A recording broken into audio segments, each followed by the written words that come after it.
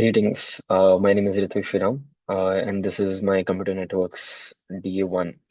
My topic today will be quantum cryptography, and my registration number is 24BDS1196. Quantum cryptography, and the topic is basically the future of secure communications, right? Today, the internet is extremely sensitive towards, let's say, bank transactions, passwords, government data, any sort of private messages per se. And all of this security relies on cryptography, which is an integral part of how networks and computer networks come together, they align themselves. But there is a major problem. The security that we trust today may not it may not survive tomorrow, and the computers of today are not sufficient to hold the encryption and the data that is being transferred in today's world, right? In this lecture, I'll start from the basic cryptography and explain why current methods are vulnerable in the future, and then introduce quantum cryptography, especially quantum key distribution, and as another one of the possible solutions, right? Moving on. Okay, so here we have why do we exactly need cryptography, right? So as you can see, the data travels through public networks and anyone can intercept packets. These two are the major problems that people face. The internet is not a private tunnel. Rather, it works more like a public road system, right? When you send data from your laptop to, let's say, a server, the data does not travel in one straight, dedicated, protected line, right? Instead, it is broken into packets and routed through many intermediate devices, such as, let's say, your mobile internet service providers or switches, routers, all of those things. And sometimes it happens so that even networks located in different countries come into play, right? Each of these intermediate points is outside of the control of the sender, which is us, wanting to send the data to the receiver. And from a networking perspective, this means that the communication path cannot be trusted by default.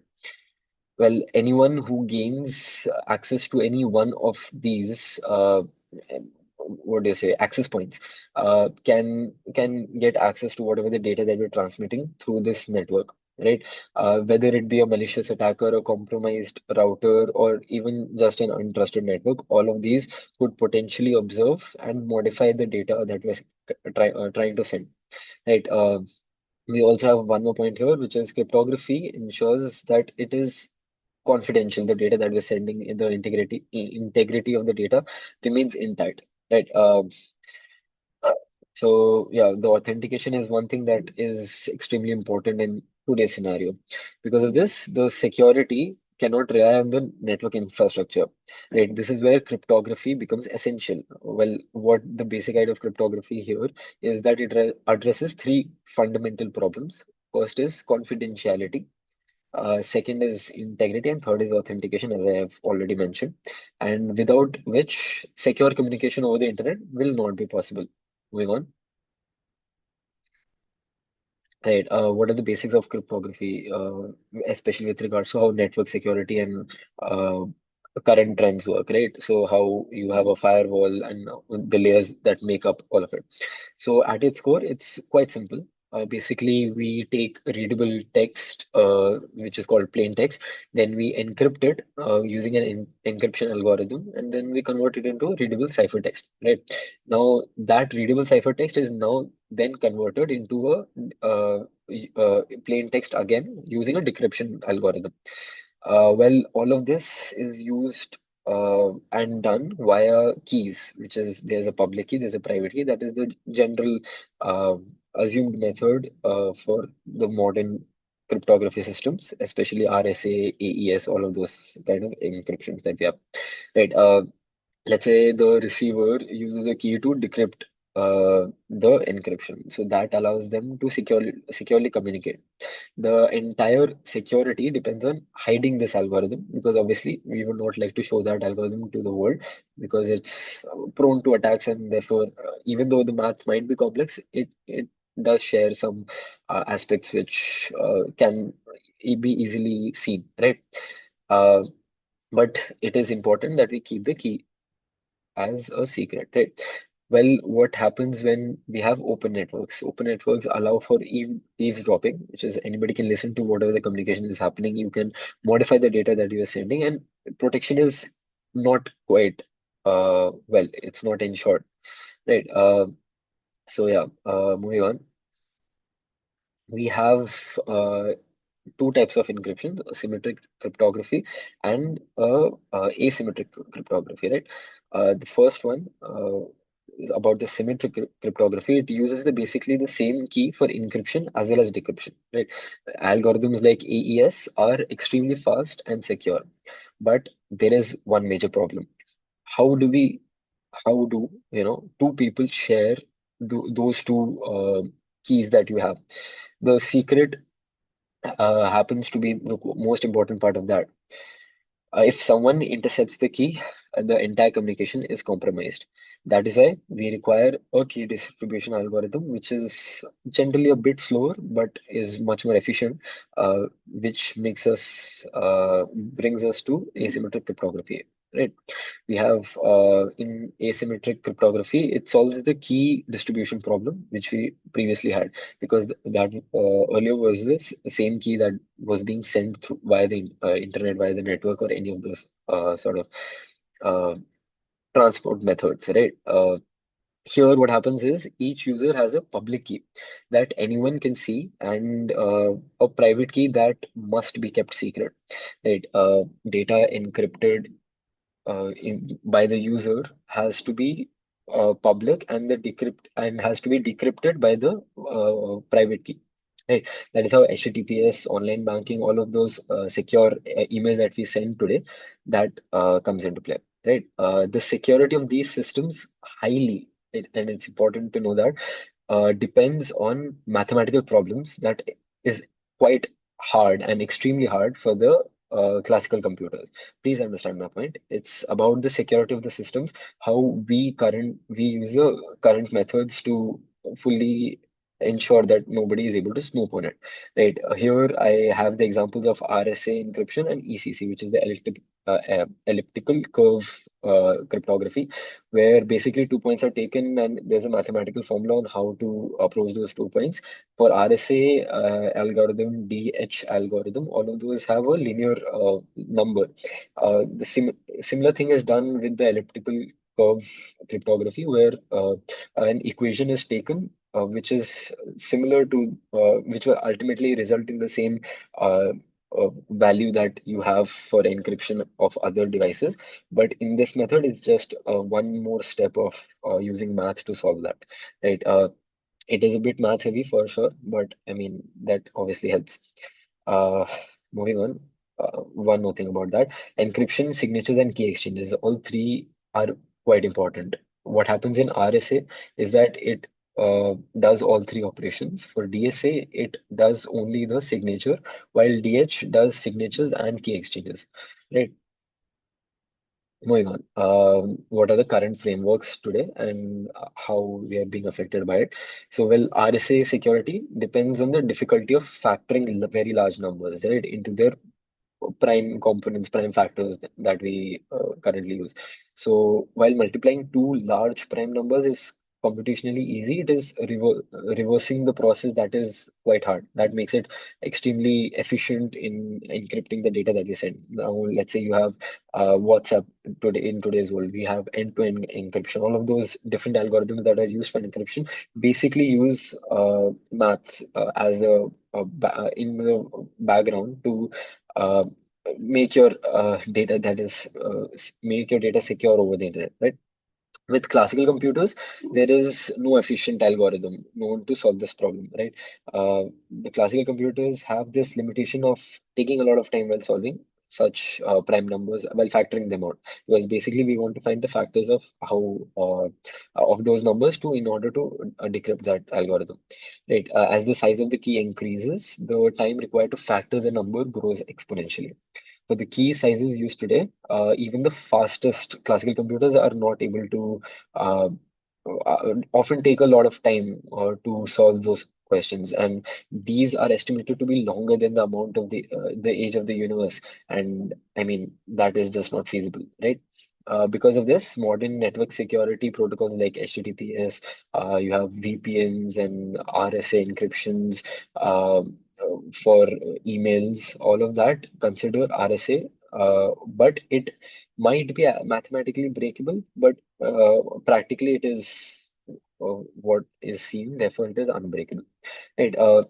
The assumption is quite simple here. The attackers do not have enough computational power to perform such mathematical tasks within realistic time frame. Right. You have a discrete logarithm problem, which is this mathematical problem that allows it to be quite secure. But then you would ask, why are we, not happy with the current framework? See, the thing is, as I said, it is mathematically not feasible for classical computers. That is important. Now we have quantum computers in play. That is a completely different thing. Quantum computers require a different kind of physics. They use qubits, which have the computational power to do multiple things simultaneously that a normal classical computer would not be able to do. It is important to note that the classical computers as well as the quantum computers are quite different. They require two different sort of uh, they require two different methods, and they solve different approaches. But within the realistic view of the current encryption models, quantum computers pose a threat to the current scenario, right? Therefore, what happens is there was, especially with regards to the current quantum computers being quite efficient. In 1994, Peter Shor, a famous mathematician and computer scientist, he showed that quantum computers could factor large numbers effectively and efficiently using his algorithm, which I will be coming on later. This means that there's a large scale quantum, if a large scale quantum computer does exist, RSA and ECC can be easily broken. Yeah. Moving on. What are our current options then? As I said, quantum cryptography is the future, but it also has certain limitations, similar to how classical limitations are there. As companies are developing their quantum systems, as network security is starting to fail with regards to how much data is being sent over the internet all the time, it is important that we understand. Currently, we have two options. We have quantum cryptography, and one is post-quantum cryptography. Post-quantum cryptography uses like new math which resists quantum attacks, and quantum cryptography uses the laws of physics itself for the security. Right. Today, I'll focus on quantum cryptography. In my next lecture, I'll most probably use post-quantum cryptography as my topic. Moving on. Uh, yeah, what is quantum cryptography in general? It does not mean that our data is encrypted by quantum computers. It is important to understand that, please. This is very common misunderstanding that people have.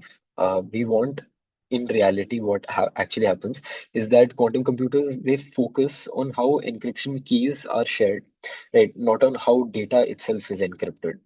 Let's say the actual data is still encrypted using the classical algorithms like AES, which are fast and efficient, and are much more effective for large amounts of network traffic that happens on a daily basis.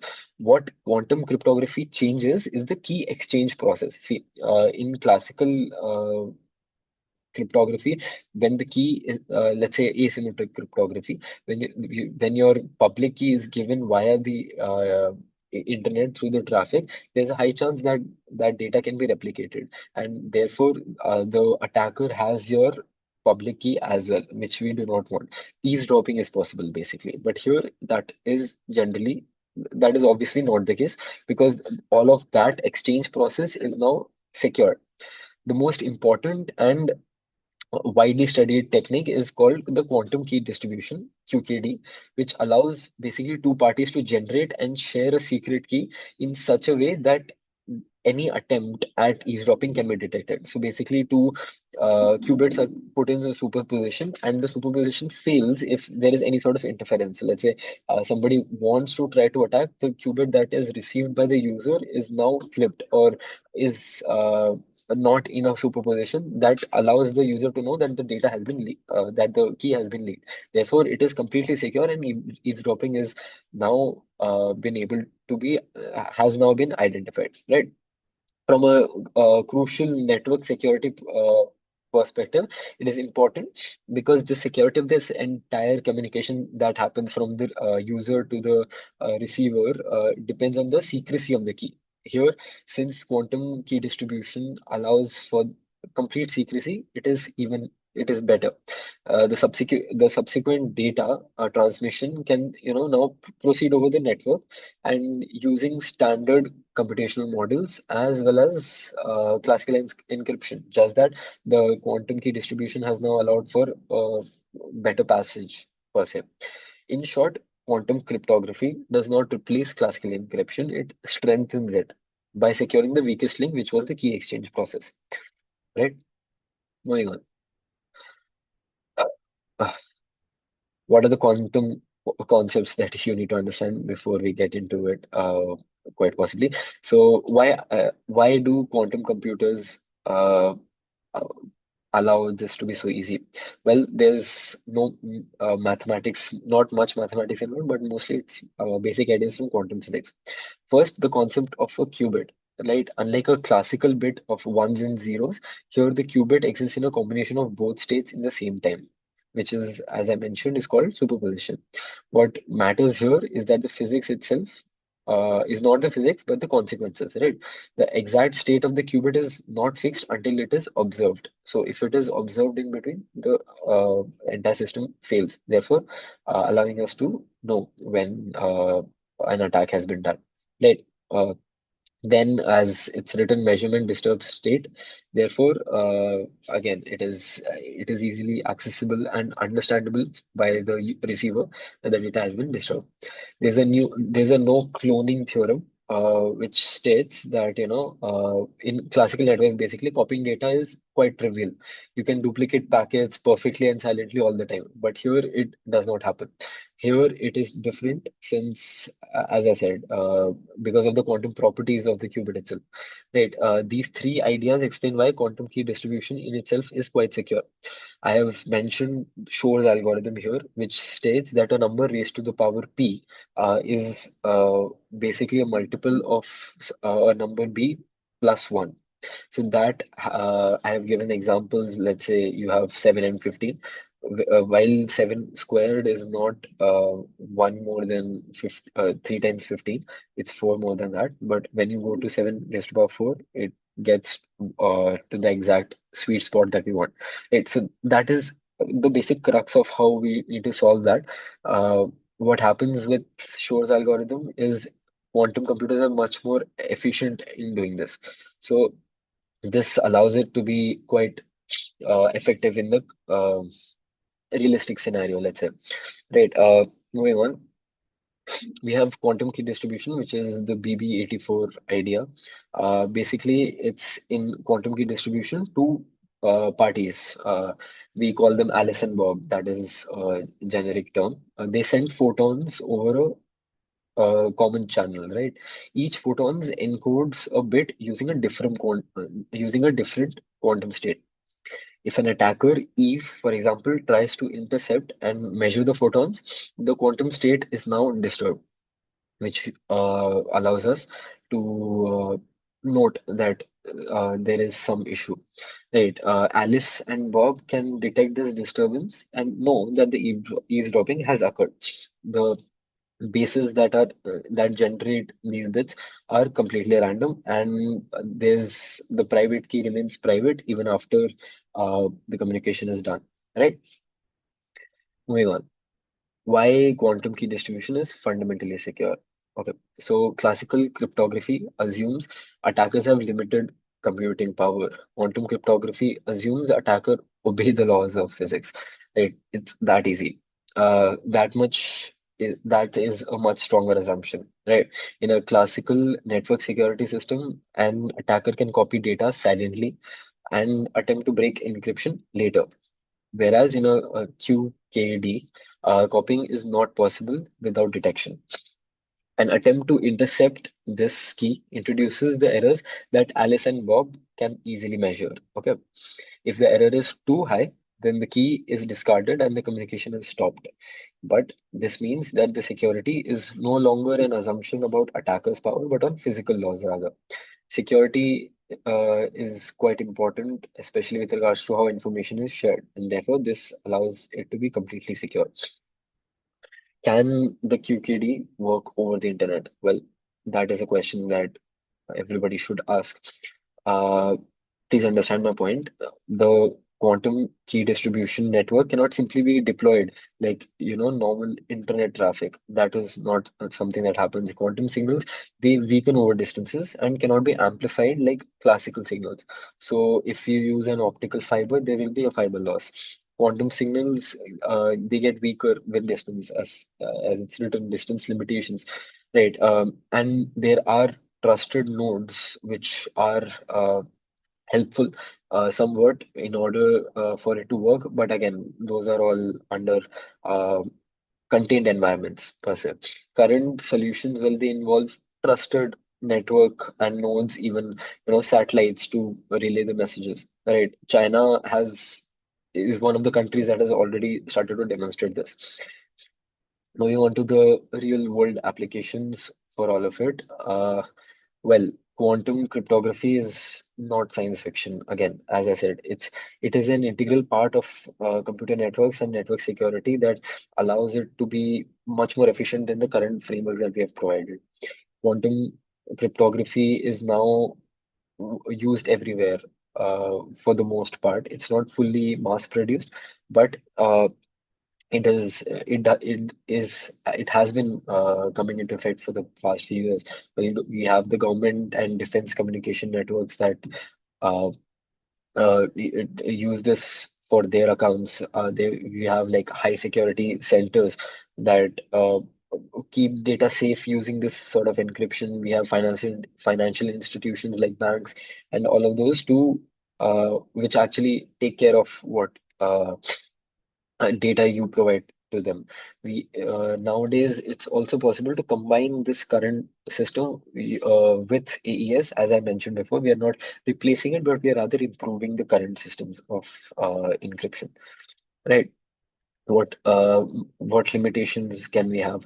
Well, obviously, quantum cryptography will not replace everything that classical cryptography has to offer. It is expensive, it is complex, and it is limited, right? But for the critical infrastructure, it offers something no classical system can. And the security is again guaranteed by natural laws, right? It is more in the high cost department. There are a lot of layers that needs to be taken care of. So it's not just 7 layers of network traffic that needs to be taken care of, but otherwise also you have to make sure uh, the qubit is in a state where it transfers the data in an efficient manner. Integration within the current systems is also a limitation that is that sort of poses a threat to the quantum cryptography how system, right? Moving on, coming to the conclusion of this entire thing. Well, the future of internet security is not a single solution, right? The only thing that needs to be done in current scenario is that the classical cryptography, post quantum algorithm and quantum cryptography, all of them will coexist.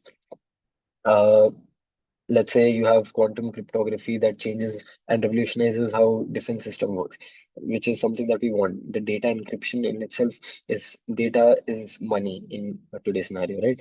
So quantum cryptography changes the question from how hard is it to break, and it moves the question to, is it physically possible to break? So that is why it is a much more preferred situation over the current system. But of course, it is something that everybody should look into.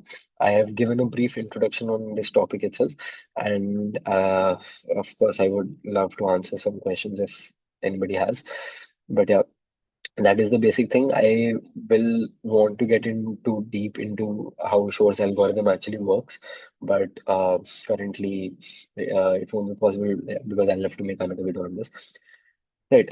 So that is all from my side. Thank you so much.